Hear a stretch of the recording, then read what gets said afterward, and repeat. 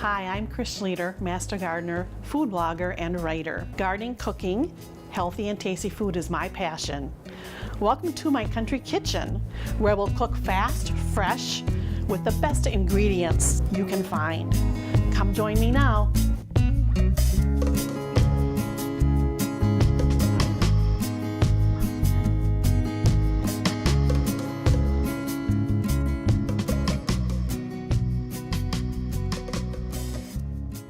Today we're going to talk about rhubarb. Rhubarb is one of the first spring vegetables. As you can see, I have a wide variety here. I have the red rhubarb and I also have the green. I'm going to show you how to pick this for making dishes with. What you need to do is to grab down towards the end of the stem and pull like this. Do not use a knife and then take it off. Okay, I'll do it again so you can see. I grab again and I pull. And then what you do is you cut off the leaves and then also the part of the root system, and then you can use that for your meals. And also a tip about rhubarb is when your rhubarb starts to flower like this, you get little flower bulbs, pull those off like that and discard them in your compost pile. Because what happens is all the energy from that flowering goes into that flower and not into making stalks. So you really want to keep your rhubarb multiplying really well, and you also want it to grow really good.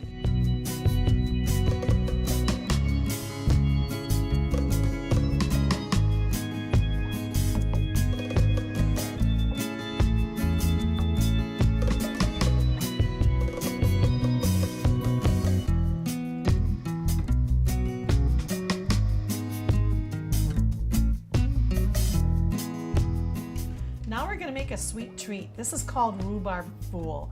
Rhubarb fool has been around for ages and ages, and actually rhubarb originated from China. A lot of people think that it came from Europe, but it really started in China, and from there it made its way to Europe, and then the Europeans brought it to the United States. Now, how I made the rhubarb sauce for this is by taking a couple of cups of rhubarb with a cup of sugar, or a half a cup, between a half a cup and a cup, depending on how sweet you like it. And then you heat it up on the stove until it gets nice and thick, and then you just kind of set it aside and let the flavors chill for a while. So what I do is I make this, I chill this in the refrigerator, and then I go and whip some cream up and make my creamy part of it. So this is the rhubarb part that we're going to infuse into the cream. And I have a couple cups of whipped cream, fresh whipped cream, that I also added some vanilla and a little bit of sweetener. You can use agave nectar, you can use honey, you can also use powdered sugar too. That's really nice to put inside of a whipped cream because it doesn't really get real heavy, it doesn't really weigh the whipped cream down. And then you also need 2 cups of Greek yogurt, which is Greek yogurt is a real thick yogurt.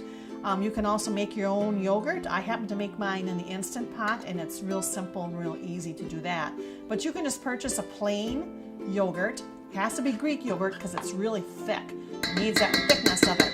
And what's nice with yogurt when you add it to, even like any kind of a tart fruit like rhubarb, is that it kind of enforces that tang. When you combine it with the sweet, it really tastes good. Now we need to kind of fold in the yogurt with the whipping cream. So I'm going to make it nice and folded.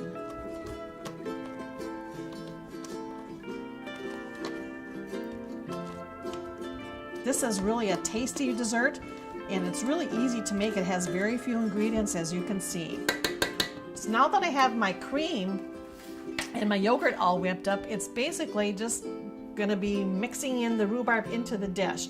But what I do is I take just a tad bit of my sweetened rhubarb and I put it in the bottom of a dish. When you make rhubarb fool, try to have it in a nice clear dish so you can kind of see some of the layers, and also it looks really nice. And if you're making it for on the go, or if you want just smaller containers, just use a smaller glass. And you just need a little dab on the bottom of each of those. And the rest I'm going to kind of fold in, but I'm going to reserve a little bit so I can kind of put some of that in between some of the layers when I dish it up in the glass. That should be about right. So you just cut this in. You just kind of make an X, cut it in, cut it in, cut it in. And you can see it's turning it to nice, kind of a pinkish color almost.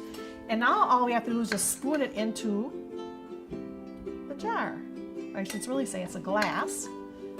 And when I get about half full, then I add a little bit more of my pink rhubarb. Now this is what's nice of having red rhubarb. If you use green rhubarb, you don't get the red color. That's why I prefer the red rhubarb over the green rhubarb. It's really not that much sweeter, but it just looks better, I think. So you can see how this is looking. Almost looks like ice cream in a way, but it's not. It's a lot more, with a lot more fresher ingredients. So here I'll put some in there, and I'll put some in there in the other glass as well. And then I'll put a little bit of the sweetened rhubarb sauce on there. And then I'm going to come back and top this off with a little bit more. You can put as much rhubarb in here as you want, totally up to you. If you want it not quite so creamier, just add a bunch more rhubarb sauce. And then I'll top it off with some more rhubarb sauce. And this sauce is good just by itself. What I do is just add a little bit of cinnamon sugar to this, and it's wonderful. You can and it's great with just plain yogurt. If you just take your Greek yogurt and put some of this sauce in your Greek yogurt, it's really good. So it almost looks like a sundae. Now I need to have a little bit of some toppings on here. So I'm going to add to the topping a little bit of cinnamon sugar. So I'll put a little bit of that on the top. Just enough to sprinkle to give it a little of the cinnamon look on there. It's starting to look really pretty. And then all I need to do is add some candied ginger. And you can buy this in any grocery store or any health food store. They carry this. And what it is ginger that is crystallized. So it's a crystallized candied ginger. It's almost like a gummy, but it gets ginger and rhubarb are really a great little combination. Ginger and rhubarb jam is delicious. I'm just going to cut some little strips in there. I'll put the same in the parfait glass.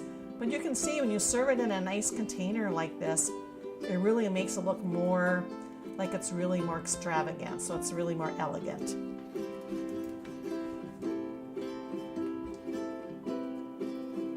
And we're not done yet.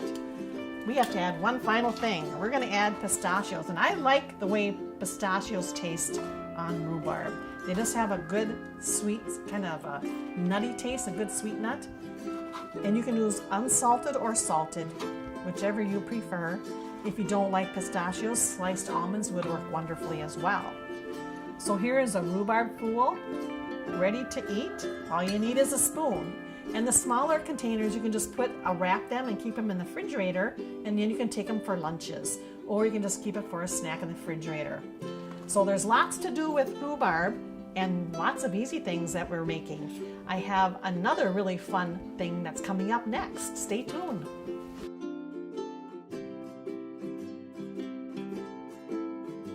When it's hot outside, you need something really refreshing to drink. And I'm going to show you how to make a strawberry rhubarb lemonade. It starts out with fresh rhubarb and also fresh strawberries.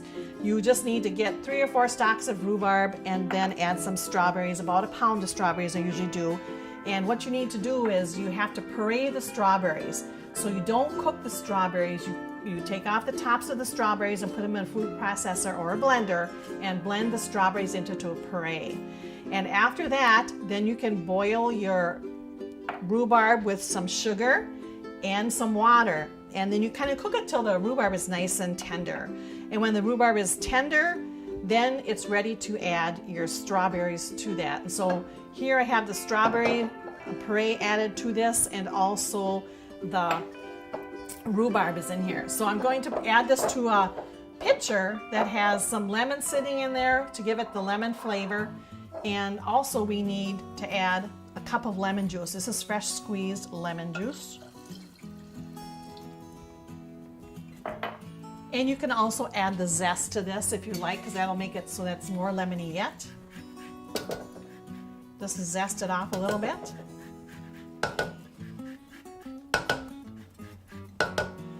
The zest has all the oils in it, so that's why you really should add it to any dressing you make, anything you make. Always use a zest on the fruit.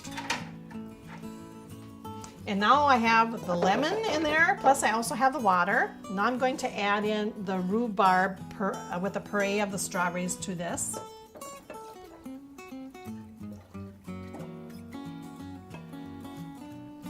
And if you didn't want to add regular water, you could add like a sparkling water too. That would be really nice to have. And you also want to make sure this is chilled really well. So what I did is I have, it's called an ice ball. And it's a little plastic container that you can purchase at any food place where they sell a lot of kitchenwares. You fill this up with the same juice, because when you dilute your drinks with ice water, it's going to water down your drinks. So use the rhubarb juice left over, or another option you can do is you can make your own rhubarb syrup and add that for sweetener as well, and plus make it into ice cubes. And how you make a rhubarb syrup is you take a cup of rhubarb, a cup of sugar, and a cup of water, and you boil it till it's tender, and then you take a strainer and then you strain out the rhubarb and just save the juice. And I'm going to add a little bit of that in there for some sweetness. And you can add that to taste. So if it isn't sweet enough when you pour it into a glass, then you could also add a little bit of more of the juice to that. And I'm going to get myself a glass. I'm going to pour into the glass here. And I'm going to take a slice of the lemon out too, because it's nice to have lemon in the glass when you serve it. And there's one more thing I think we need to add to that. And that is some fresh mint that we have from the garden. I'm going to put a couple of the leaves in here so that when it sits, it will absorb the mint flavor. And we're going to use it as a garnish in there as well. And if you want to add anything else to this, you sure can. You could add a little bit of orange juice to that as well if you want a little different flavor. But basically all you really need is just the rhubarb liquid and then the sweetener and the strawberry puree, and you have a wonderful, refreshing drink for the summertime. It's rhubarb season. You better take advantage of it now while it lasts.